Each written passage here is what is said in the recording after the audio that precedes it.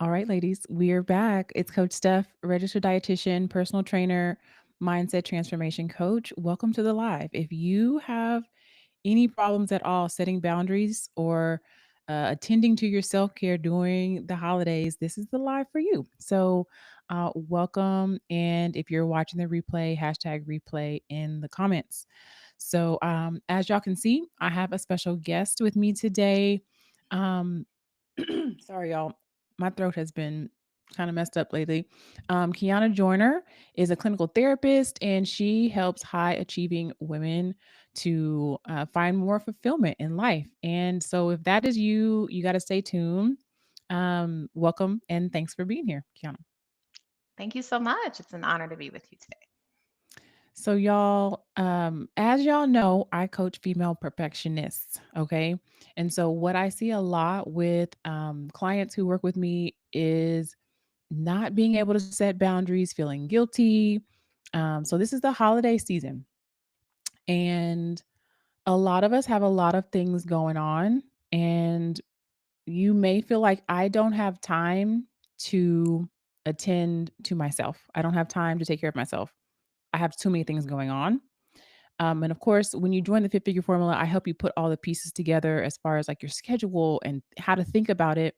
And we do talk about setting boundaries as well. But I really wanted you to hear from someone who is licensed and has a lot of experience helping high achieving women to set boundaries. This is Mhm. so important. It's something that I've worked on myself, and it has literally saved my mental health by allowing me to say yes to myself. So I don't even think of it as saying no to other people. It's just saying Mhm. yes to myself. So if y'all have any questions, even if you're watching the replay, which I know y'all do, and I really appreciate it. If you have any questions about setting boundaries or you want to ask us anything, just drop it in the chat and we will get back. Okay.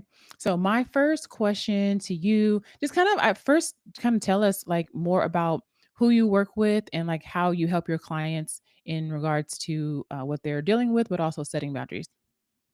Awesome. Yes. So I've been in the field for over a decade, providing mental health therapy to a variety of clients. I've worked in domestic violence, addiction, juvenile corrections, older adults, and 18 and up in general. So a lot of background with that, but I really honed in on women and my passion for really wanting to help women have more fulfillment and feel like they're living out more of their purpose, because as you were saying, a lot of times kind of this population where we're high achieving, we're doing the most, we're in everything, planning everything, and just on our grind, but not always taking care of ourselves. We can kind of get put on the back burner and suffer for it, not showing that self-love that is so needed. So I really love working with women to really help you dive into, okay, well, where is that coming from? Is that something you've been told from childhood? Is that something you picked up from a relationship, and why did you adopt that? And is that something that's still serving you? And if it's not, we can change it. So it's really exciting. I've worked with several people and it's been really cool to see their progress and to see the joy and the hope that returns to them when they realize that they can put that energy back into themselves. So I love that.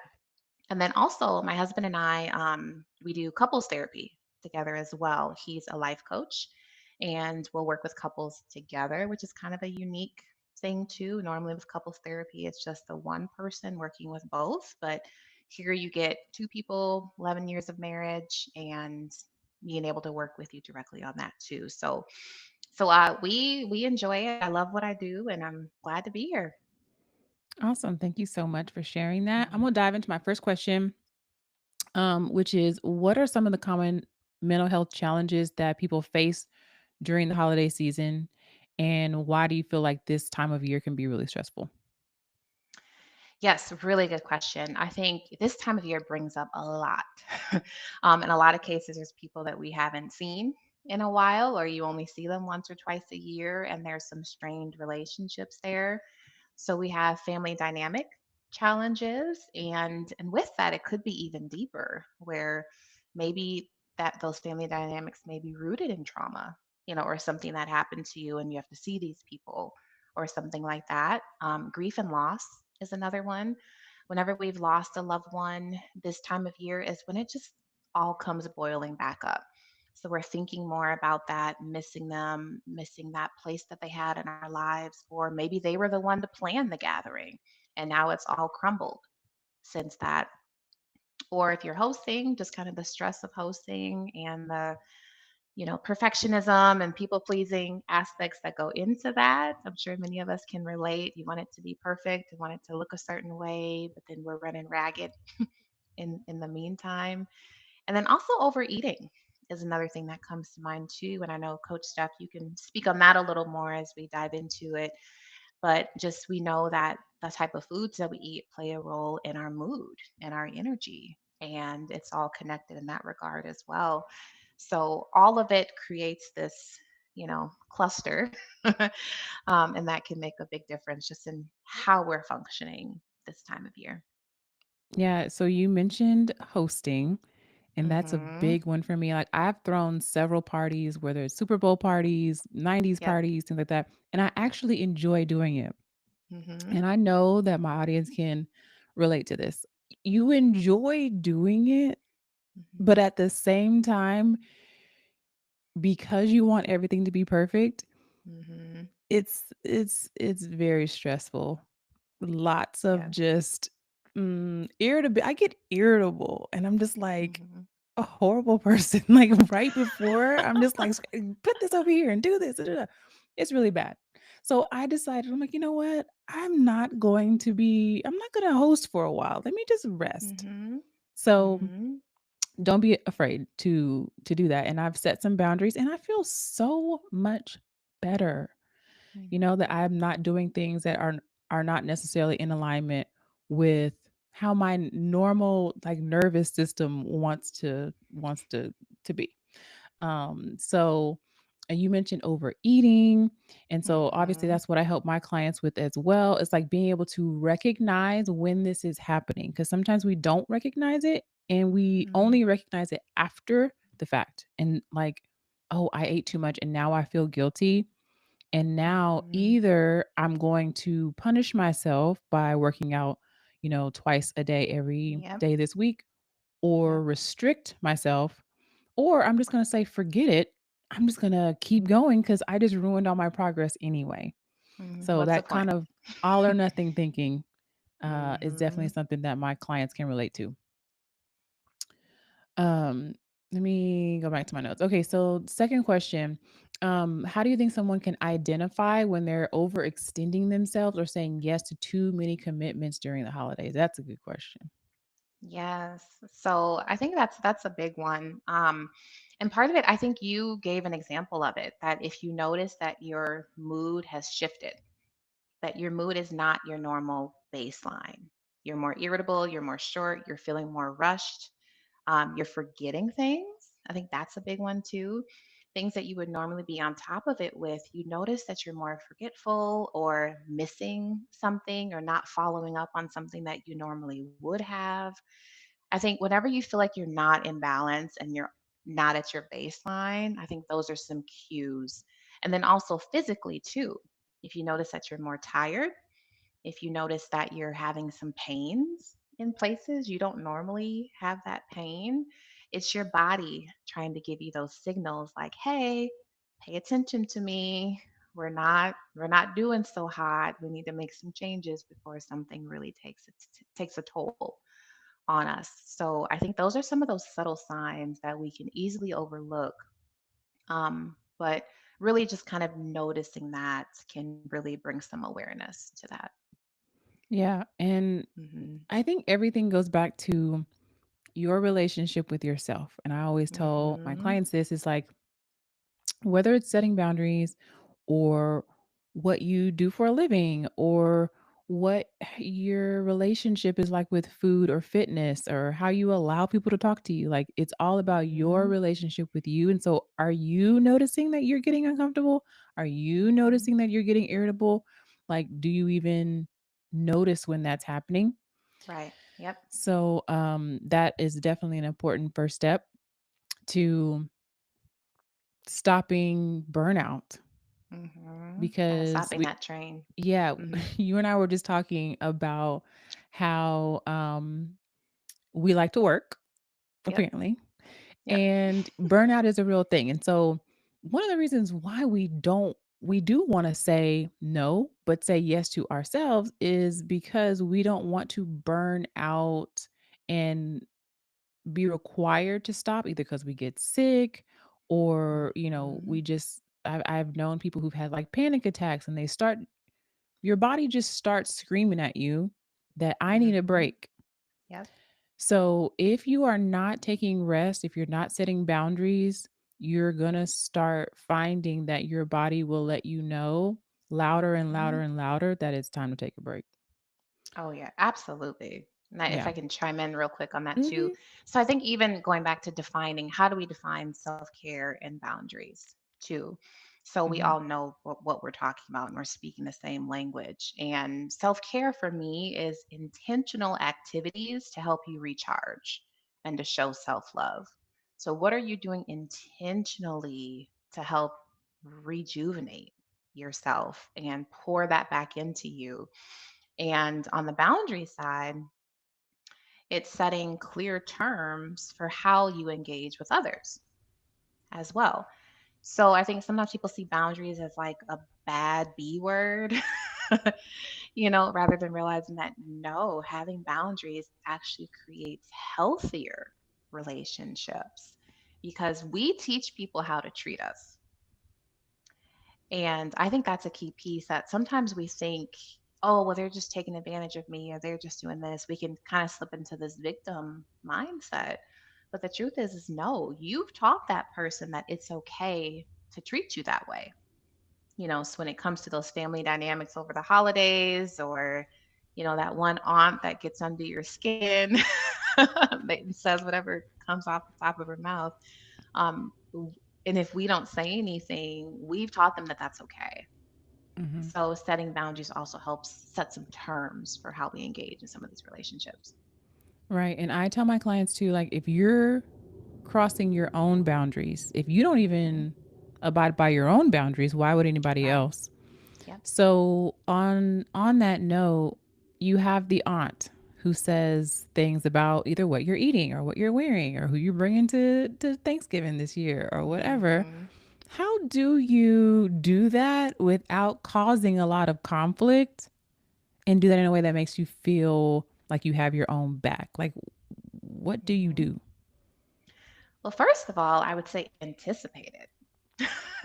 If you know this how this aunt always is, don't be surprised. So you can actually do some preparing in advance of, okay, I already know they're going to have something smart to say.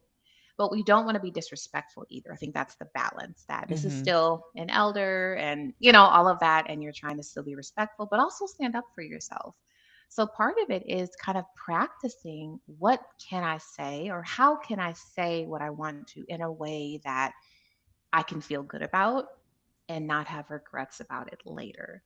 So plan for some of these things where you can say, you know what, appreciate your opinion, I'm good.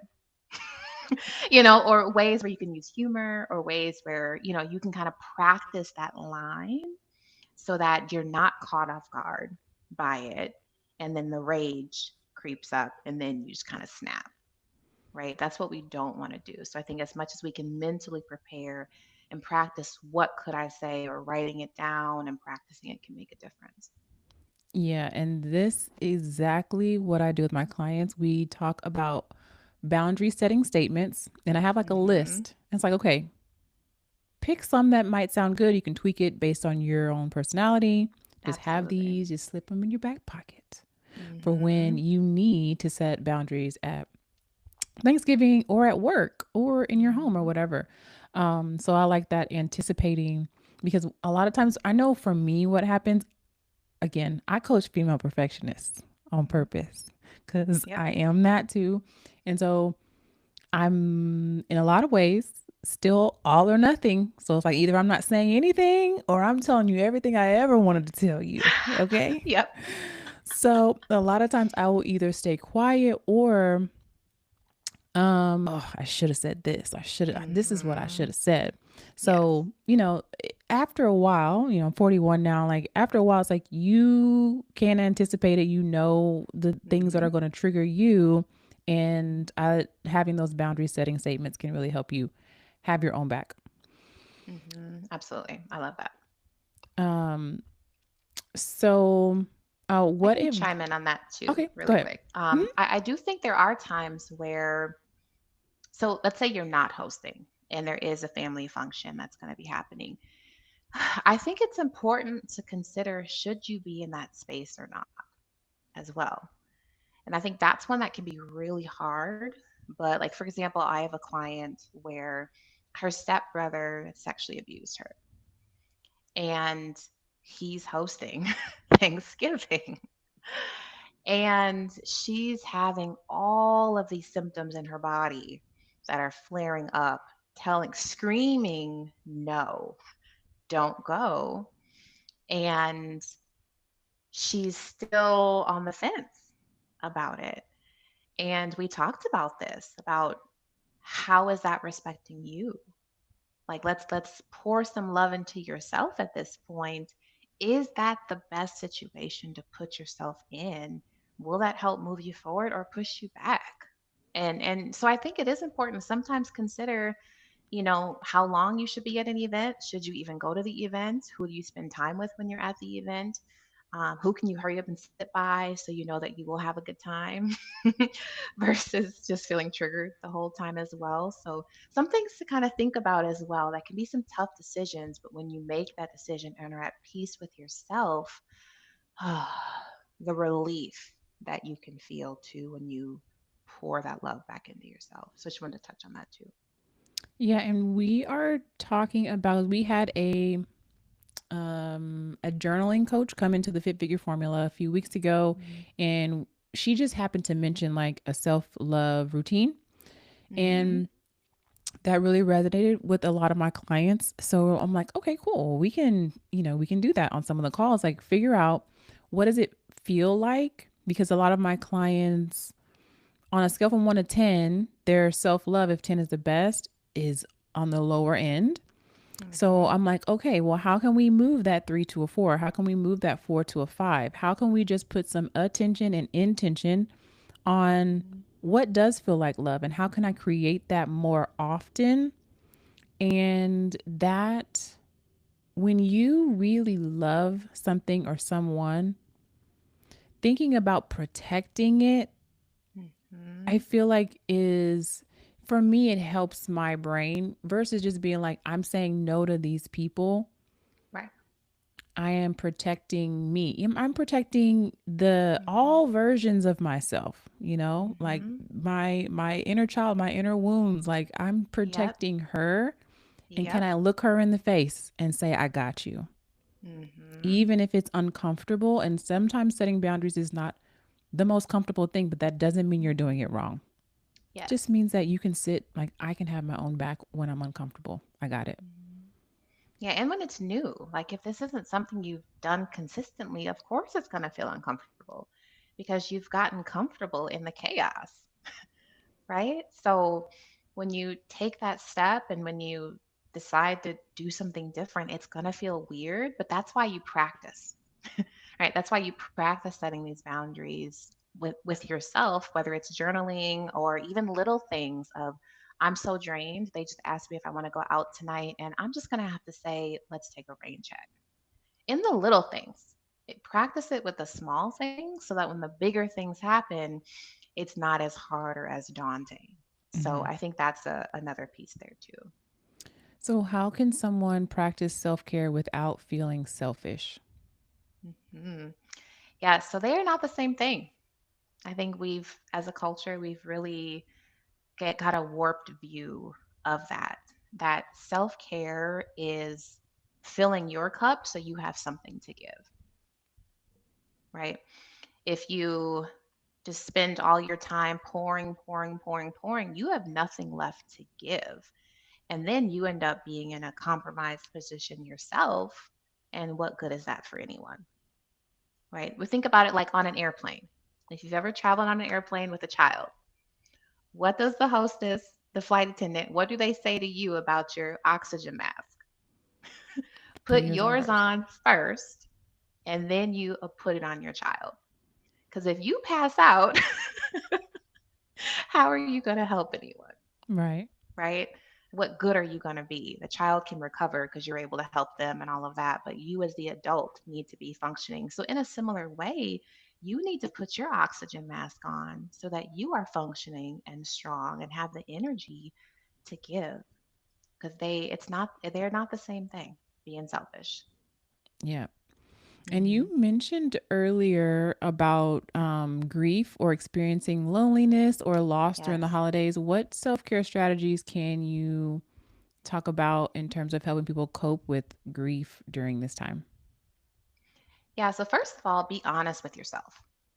I think too often we kind of stuff those feelings, or because sometimes maybe that grief is someone that passed away a few years ago, and it may not be someone that just passed away within the past year. So you feel like I shouldn't, right? Still be grieving. I should be over this. And that's not how grief works. Grief isn't something you get over, it's something you get through. And it's something that you incorporate into who you are and into your being and learn to live with it and function and all of that. So, first of all, just being honest about, yes, I miss my mom. Like she would make the best dressing, she would make the best candied yam, she'd have the house smelling good. Like those memories, oh, I miss it and I ache just thinking about her not being here, right? Being honest about that, having someone that you can share that with, a trusted party that just gets you and allows you to listen. So, starting with that, because there are different stages of grief that we all go through and we can continue to go through. And those stages could be denial, anger, bargaining. Let me try to make a deal, depression, and acceptance. And we can go in and out of all of those depending on the moment. So being honest with yourself for one, and then kind of I don't know, call it like a fun way to transform our grief is to find a way to honor that loved one. So like if they had a favorite food, eat that food and think of them, right? If they, would go to this certain place every time of year and that was their favorite place, maybe go to that place and think of them. It's ways to honor them, to commemorate them, to just be intentional about showing that care and not just stuffing it like we do so much as a culture. So those are kind of some things too. And then the last piece with it is kind of thinking about how would that loved one, how would they want you to be showing up? Would they want to see you having a pity party, not taking care of yourself, not showering, not, doing those things? Or would they want to see you doing something different and doing that for them as Hmm. well are some things that can really come in handy. I like that. I Hmm. really I'm a kinesthetic person, so I like the Hmm. doing of something Yeah. to it helps me I feel like move energy like even when I'm stressed or if I have anxiety. A lot of my clients also struggle with that. I'm like, okay, let's walking, moving, going to exercise like helps us to kind of like filter that. I was watching it was a great episode on Black Love, I think it was called, Mm-hmm. and it was a couple who lost a child and they Mm-hmm. like lit a candle. Mm. And I just thought like when they eat, they light the candle. Oh, And I'm like, beautiful. oh, that I mean it's touching, it's like emotional, but it's like Hmm. I'm not um ignoring the fact that I have love for you, you know? Hmm. And Hmm. it was a beautiful episode. Y'all should check that out. It's called Black Love. I think the guy's name is like Kariga or something like that. They took the whole episode. It was an amazing episode. But I think that for me, like doing something and like seeing that as like a Hmm. symbolism, Yep. Yep. and maybe over time, like it doesn't hurt as bad. I'm Hmm. hoping. Like, do you ever get to a point where it's not it doesn't sting, or have Yes, that's you? absolutely possible, and I think that depends on how are you dealing with it. Are you actually dealing or are you stuffing? Mhm. And are you accepting that this happened, or are you staying in a place of I can't believe this happened?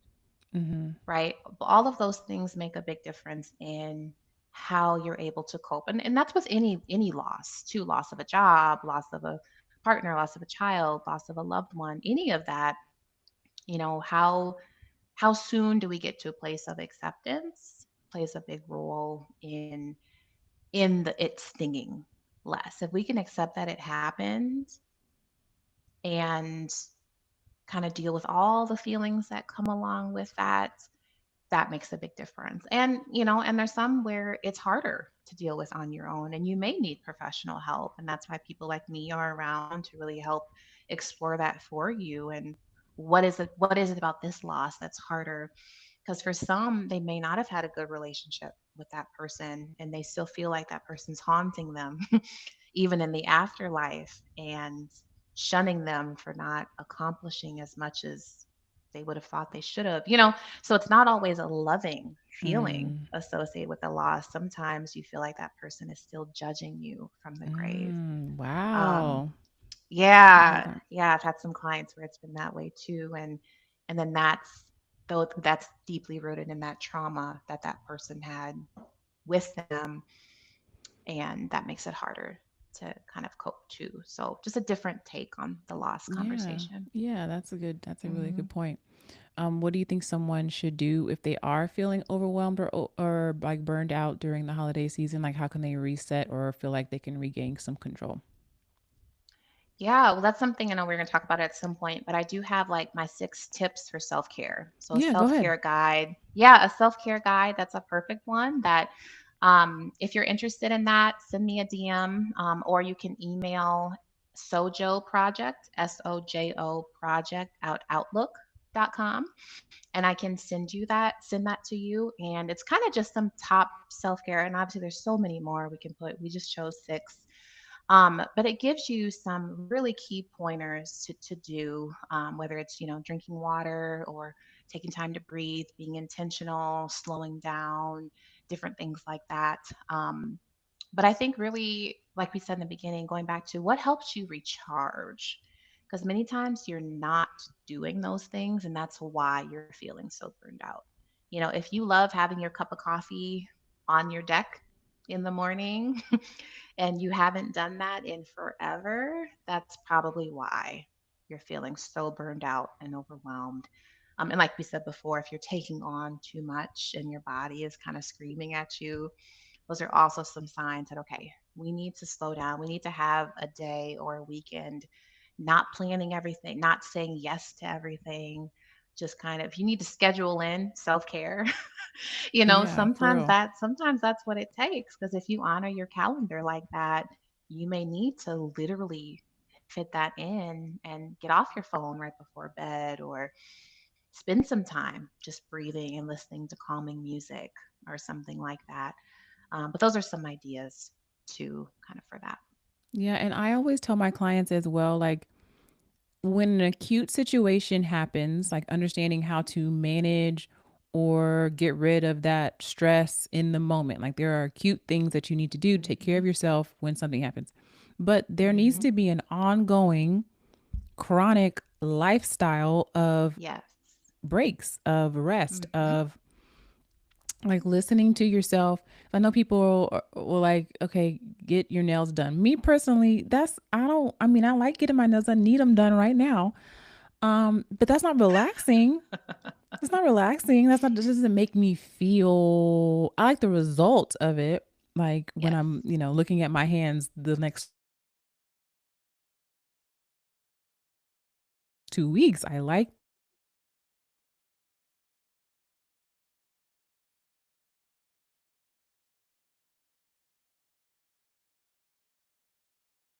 So you have to know you again, going back to like your relationship with you, you have to know what recharges you and actually paying attention to how you feel. Because if you want to feel better, you got to be willing to feel. And that means being a human with the whole Hmm. spectrum of good and bad. So Hmm. don't just think you have to just do something acutely. Like you need an ongoing Yeah. practice of taking care of yourself. Yeah, and I Yeah. think self-care is something that it should be a natural part of your routine. It shouldn't be something extra that you feel you have to do, Mhm. because that's when it feels daunting and that's when we don't do it at all. So even something as simple as when you take a shower, be in the shower, like mentally, right? Mhm. Feel the water, feel the temperature, feel, just kind of the space. What do you smell? Engage your senses. What do you smell? What do you hear? What do you taste? Right? All of that. Just kind of be present, because too often, like, we're in the shower, but we're mentally in the meeting or in that argument or, in all these other spaces and just not being present. So the more intentional we are about just the daily things when you're driving, maybe sometimes sit in silence or sometimes jam out to your favorite song, or, that's self care. And it doesn't have to be this extra thing you have to make time for. And I think that's where people get it a little mixed up as well. Mhm. Yep, I love that. All right, y'all. If y'all have any questions or feedback for us about this live, you can drop those in the chat. I want you to tell the people how to find you on social media and then drop your email again if they want your self care guide. Yes. So we're on Instagram and Facebook. Soul Journey Project is what you would search, and you'll find us there. And then our email is sojoproject@outlook.com. So SOJO project at outlook.com. And it's a brief self-care guide, I'm sorry, but packed with really great information that you can take and use right away, simple things that you can implement, and that can make a big difference for you. Yeah. And so you're going to take the guide, audience, and actually put something on there on your calendar. Don't just look Hmm. at it, but actually set an appointment to do the thing, no matter how simple it is. Information is not transformation, implementation is transformation. If you want to feel better, you're going to actually have to implement and not just continue to gather information and research. Yes. So take some action. Thank y'all for watching. Again, if you have any questions, you can put those in the chat. We'll come back later. And I am going to put those links in the comments for y'all as well so that you can click on them and check my girl out. So thank you so much for being here today. We Thank should do you. this again soon.